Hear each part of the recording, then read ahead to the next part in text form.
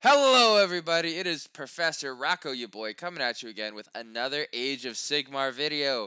In this 101 class, we're doing it. We're finally going to tackle 3.0. Enough of the rules have been out, leaked. We can go over and teach you how to actually play a game of Age of Sigmar 3rd Edition. And to help me out with that, we're going to be doing a slideshow. Yeah, really. Welcome back, everybody. It is the Professor Rocco, you boy, coming at you again. Now with this slideshow, courtesy of one of my students, someone who's in my regular play group. He goes online by Alexander, also known as Alex the Rue Rider. And he's a big contributor to this slideshow for your gaming pleasure. So, what we're going to be doing here is a little bit of a cheat sheet for AoS 3.0 where we're going to be focusing on the General's Handbook, but it's also going to cover the core rules. So, first things first, like how do we actually go through the battle round and the turn and everything? So, this is how we're going to do. So, beginning of the battle round. The player going first ends up getting 1 command point. The player going second gets 2 command points. Now, you may be going, Rocco, how the hell do we even decide who goes first? Well, that didn't actually change. So what happens is to start off a game of Age of Sigmar, whoever finishes out dropping and out deploying the other person, finishes all their drops, whole armies down first, gets to still choose. That didn't change. Everything's good, but we do get a little bit of bookkeeping here. So this is how we get our command points now. Beginning of the battle round, whoever chose to go first or was forced to, gets 1 command point. The player going second gets 2 command points. So now command points, who gets to use them? All right, listen, this is unit champions, those sergeants that were always like, hey, I'm just +1 attack. You're like, cool, you're dead. I don't care. Gargants get extra to hit against you. You're dying first. Well, now they're important. They get to issue commands to their own unit, kind of like how Ossiarch Bone Reapers did it in 2nd edition. And, heroes can issue them wholly within 12 of a unit, generals wholly within 18, and totems can as well. So a totem is generally a person with a big old flag, think like a Knight Vexillor, that ends up having a huge range as if they're signaling to the whole army, hey, do this! Hit them better! And then we go. So now again, the whole order of a turn stayed the same. We got a hero phase, movement phase, shooting phase, charging phase, combat, and battle shock. Just like 2.0. Alright, so you're going to go off here, and let's do start of the hero phase first. So now, this is where things get a little bit funky fresh. So at the start of your hero phase, both players can get a command point if their general is alive. You're going to be seeing a lot of rules where like, hey, this named character is also counted as your general, even if they're not actually your general. This is why. So as long as one of them's alive on your side and your opponent's side, you'll both get a command point for showing up. Alright, now both players may try to dispel any endless spells, and both players can try to banish any invocations here. And both players can try to perform these new heroic actions. Now here's where all this gets crazy. If an endless spell is dispelled on a turn, you can't cast it again later in the turn. So there's going to be some combos from 2.0 that just don't work anymore that we're going to have to work on here. Now, the player's turn it is gets to pick a battle tactic to try and score bonus points for their turn. This is some of that new scoring thing. And also there's this new command ability called Rally. So, heroic actions, as you can see on the screen here, there's heroic leadership, willpower, their finest hour, and heroic recovery, which is probably my favorite. They're all very situational. Their finest hour is once per game, but this is where you pick it and your opponent picks it. Alright, now also we get this new command ability Rally that anyone can use. And again, this is very important. It's your unit you choose it on cannot be in combat with enemy units. It cannot be within 3 inches of enemy units at all.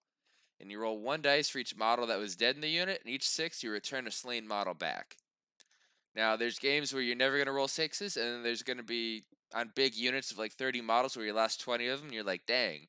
And there's going to be times where you're like me, where I had 3 Chilean Guard, 2 were dead, I rolled 2 6s units back in action. Very underrated here. And some people are going to really freak out about like pink horrors and such, but let's wait to see how the edition actually pans out, shall we? Now, still in the start of the hero phase, these are the battle tactics from the new General's Handbook 2021. They're called Broken Ranks, Conquer, Slay the Warlord. You see the list. Really, a lot of these are similar to the core rules ones. It's just also, hey, if you have a monster do this thing, you score an additional victory point. So it ends up being 3 points instead of 2. I'm not gonna badger you down with all the different, hey, Broken Ranks is blah blah blah blah blah blah blah blah blah blah. But again, this is just how to play it. You pick one. Now we get to the hero phase. Yep, more to do. The actual normal hero phase is now, and this part hasn't changed. Get your buffs up, do your debuffs, uh, spells, prayers, you name it. This is all, now we're in the regular hero phase. All the new bookkeeping is done. End of hero phase. Oh gosh, there's more bookkeeping. Alright, so we gotta talk about endless spells. They got changed a little bit. Now they activate at the end of the hero phase, and you can have one endless spell or invocation, that's the fancy endless prayers here, tied to one caster, like the person that cast it here. Like I have a sorceress, she casts Geminids. As long as the Geminids are within 30 inches of my sorceress, she controls them, and it's my turn. I get to move my controlled endless spells. And then if there's wild endless spells, which are what happens when a wizard loses control, generally they die and the spell goes crazy. And then you can alternate, starting with whose turn it is, to actually get to move the crazy wild spell. So this is why a lot of spells went up. This is why a lot of spells seemingly got nerfed and other ones got buffed. Because if a spell is going to basically activate during the turn instead of in between rounds, if it does damage, this will affect like Bravery and Battleshock compared to 2.0. And if you're brand new to 3.0, you're gonna love life. You didn't even know there was another world outside of this. Next, we're gonna go on to the movement phase. So there's a lot on this slide. So we're just gonna do this nice and quick here. The movement phase. There are 3 types of moves. There's a normal move, which is just using the characteristic on the war scroll, like it says, hey, my Stormcast moves 5 inches. Boom, normal move. There are some abilities that trigger on a normal move. Like in my Cities of Sigmar army, I have a Phoenix that when he flies over you on a normal move, on a 2-up, he does 5 mortal wounds. In 2.0, you used to be able to have a run and a retreat roll be a normal move, and I got to add extra inches to it. Now, what's a run and retreat roll for everyone that's new here? They are when you roll a dice and add that many extra inches to your movement characteristic. Now, if it's a run, you generally cannot run and charge unless you have an ability that allows you to. And you also can't shoot. If it's a retreat, same thing, but you're trying to get away from a unit you're in combat with. Generally, you want to do this if you don't think your unit can win the fight, or if you can just walk backward onto an objective without having to fight and you claim the objective. Again, these cannot be mixed together, and my Flame Spire would like to lodge a formal complaint in a strongly worded letter.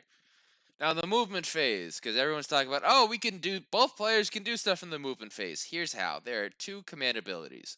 One is called At the Double. Those that play 2.0 know this, but it's got some changes, okay? Now, when you do At the Double, you say you're going to spend the command point to do this onto your unit instead of rolling a dice to see how far it goes, and it is automatically going 6 inches.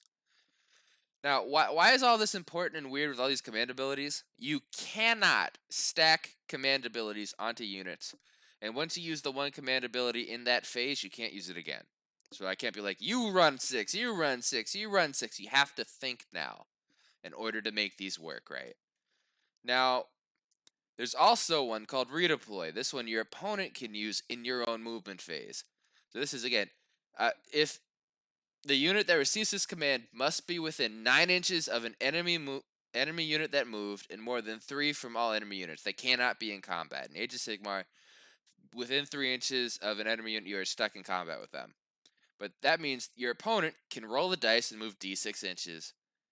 But again, they have to finish outside of combat, and that unit cannot shoot later in the turn. Why is this important? So now, with this redeploy, what'll happen is if you have bonuses to charge, you coming in, you set up outside of 3 inches, great. They can move d6 inches away. You're probably still gonna get them.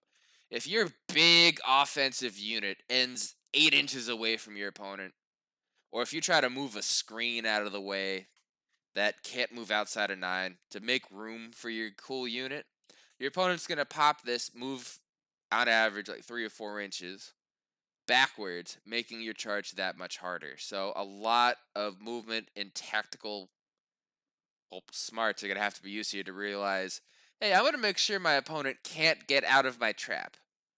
Or if they try to get out of my trap, they just can't go far. Because I'm going to box them in on different sides with my units. There's ways to use this when you're playing in more of a tournament competitive setting. But still, as new players, we got to learn how to use this in order to just not get caught out and have a feel bad moment. Next, we're going to go on to the shooting phase. So this is again normal shooting phase. Your units that are armed with ranged weapons can shoot at enemy units. You can declare how many shots are going into what unit. You cannot say, hey, I'm going to shoot my unit's guns one at a time at one target, then once it's dead, I'm going to shoot them at the other target. That's not how that works. You got to call your shot. You got to be the Babe Ruth of your generation, point to center field, and go. So now there's a little caveat here. There's an ability called Lookout Sir. All right, now Lookout Sir, as I've listed here, and Rule 13.3 even. If you have a hero that is under 10 wounds, that is within 3 inches. Oh, yeah, under 10 wounds. That's 9 and under. That is within 3 inches of one of their friendly units. It has 3 or more models. The models yell to their leader and go, hey, look out! They're shooting you! And then they're -1 to be hit because they're self-aware. It's a whole Toy Story thing, but we don't got to worry about that. Now, you may be saying, how do I combat a -1 to hit? With the new shooting phase command abilities! All out attack, if you've known this from 2.0, this is now, instead of reeling ones to hit, it is just a straight add 1 to hit rolls for attacks made by that unit that you put it on. And this could be your unit sergeant saying, oi lads, shoot 'em better! And then you get onto it. Now, there's some things to be said here. New Age of Sigmar 3rd edition.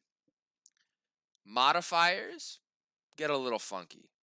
So, at most, you can be +1 to hit, or wound, or to your own save. Like, okay, that's weird. So what if I have a combo that before I could give myself +3 to hit? Well, if your opponent has -2 to be hit, you still come out at the end of the day at +1 to hit and you're okay. They can stack negatives as far as they want, and they just counteract each other until eventually you get to either +1 to hit or not. And that's where things get dicey. Because then we see this whole thing with all-out defense, where they can, when they're chosen to be the target of an attack, this didn't used to be a thing before, but if they get chosen to be the target of an attack in the shooting or combat phase, they get to add +1 to their save rolls. And that ends up being very important for some of these elite heroes that are on like a 3-up, and then they're in cover for +1 to their save. And then it's this whole game because Rend can keep going. There's things in this game with -3 Rend, which affects a save characteristic. And it is just a game of modifiers and how do you make this work. And here's another thing too. Again, only one unit, unless specifically stated otherwise by some weird game-breaking rule, can be affected by a command ability now per phase. So you can't do all-out attack to 3 of your units, and they can't do all-out defense to all of their units. We are looking, a lot of armies you're going to see are going to, even if they go first, they're probably going to have 2 to 3, maybe 4 command points. And they last for the battle round. At the end of the battle round, they go away. But we have things to spend them on in every phase, which is very nice. And sometimes you're going to want to not spend any to save them for your opponent's turn to respond to what they're doing. And sometimes you're going to want to blow them all in your turn because you're like, yeah, I'm just going to wipe you off the map. And after the shooting phase, we're going to go to the charge phase. Now, we have 2 command abilities, one of which we've already kind of covered from the rumor of Unleash Hell. But let's start off with Forward to Victory did not change. It lets you reroll a charge roll for that unit that you put it on, alright? But Unleash Hell, this is the big scary, it's the Overwatch from 40k. Oh my god, they're going to ruin the game with shooting ability. So, again, can only affect 1 unit in the charge phase. This has to be used Immediately after an enemy unit finishes a charge move, the unit you put this on must be within 9 inches of the enemy and more than 3 inches away from all other enemy units. That means if you're going to charge my unit with bows, they get to shoot you immediately. If you charge my unit of bows with another unit, they cannot use this ability. And what happens is they get to shoot, but it's -1 to hit. Okay? Now, here's the way around that is actually, like I just said, if you multi-charge units, like you throw in like a cheap little 45-point 3-man Aether Wing unit into that big 30 block of, let's say, Lumineth Rumlord Sentinels, they have to shoot the birds or they're not going to get to shoot. And then you charge in with your big juicy hammer unit, because guess what? Those Sentinels already shot. Or if your opponent is trying to be cheeky, you're like, okay, cool, I'll sacrifice the 30 Sentinels to be charged, but I've got another unit of 20 right next door. What are you going to do about it? And then we're going to have some issues and have to work this out. But that's the cat and mouse game now, is how do you use Unleash Hell to actually make it work for you and not just be a wasted command point. Now, the end of charge phase happened. I know, there's more. So, if you have monsters in your army, you can carry out a monstrous rampage with each monster you have. You cannot repeat them, but let's say you have 4 cockatrices in your Beast of Chaos army. Each one can do a thing. That first one being Roar, which is on a 3-up. You know, that unit, and you have to be within combat range. You know, you roar at the unit you're in combat with. They cannot issue or receive command abilities, which we're calling in shorthand here commands, which makes sense because there are commands they're issuing through abilities. But then there's Stomp, which is mortal wounds, like an impact hit. Titanic Duel, if you want to let Godzilla go and fight King Kong here, and you get +1 to hit when they're fighting each other. Smash to Rubble, which is destroying faction terrain or just defensible terrain features on the board. I know I had a couple of Deepkin boats. Because what happens is this is at the end of each charge phase, yours and your opponent's. So you can set this up to destroy multiple terrain pieces, in one in each charge phase. And that can severely limit your opponent. That messes up Wildwoods. That messes up a lot of things here. So you got to be smart about this. Next, my mouse. The combat phase, now with flowcharts. So how does the combat phase work? All right, because remember the activation wars of 2.0, or like, oh, does this cancel out? Does this do this? Does this do that? I don't know. We have a chart. Okay, so first things first, start of combat phase abilities. This is like spending command points and things. Next is units with strike first attack, alternating between players. Now you may be like, huh, well, my Deepkins fight at the start of the combat phase. Well, now in the rules, it'll actually say that that is classified under the blanket term of always strikes first. And always strike first attack. Yeah. And then there's things that say always strike last. And in the core rules themselves, we'll actually go over how these are defined. This rule system, they're great on their definitions. It's not always in the same place for things, because you're going to see here, oh my goodness, the new combat phase command abilities, yep, they work here too. There's all out attack and all out defense again, which we already talked about before, but again, there's weird placing for these rules. We got to get to learn them, we got to get to know them. This is just how does a turn work here. And again, this is +1 to hit rolls, or +1 to saves. Now, you may be noticing, because all these before were reroll ones to hit or save. Units in your armies that give out that aura or that buff are going to skyrocket in value, because there's a lot of things that will be going from hitting on 4s to 3s or 3s to 2s. And if you can get that reroll 1 to hit from some way in your army, you better bring it, because that's the only way you're going to get it now. Then, after combat's done, we're going to go to the Battleshock phase. It is not just for running away still. Now, we're going to go over, like, if units have had models slain with them, they got to take a Battleshock test. How that works is you roll a d6, you add however many models died in that unit, and then you check against your unit's bravery characteristic on their war scroll. If the number of dead plus the dice is more than your bravery, you've failed the test, and whatever the difference is in models, they run away. If you roll under their bravery characteristic with adding on the dead people, they're fine, you're good, their bravery holds. Now, here's the interesting part. The command ability Inspiring Presence. So, you can use this at the start of the Battleshock phase, and you put it onto a unit, and they don't have to take a Battleshock test. You'd be like, okay, that's great. And then you remember, oh, wait, I could only do that to one unit in my army. I had 5 units in my army lose 10 dudes. I can't just spam all my command points like I used to in 2.0 to make sure they all lived. And this is also going to be, you're going to see more heroes or maybe more of these totems where they give, or terrain, where they give out an aura of Battleshock immunity try to come into play.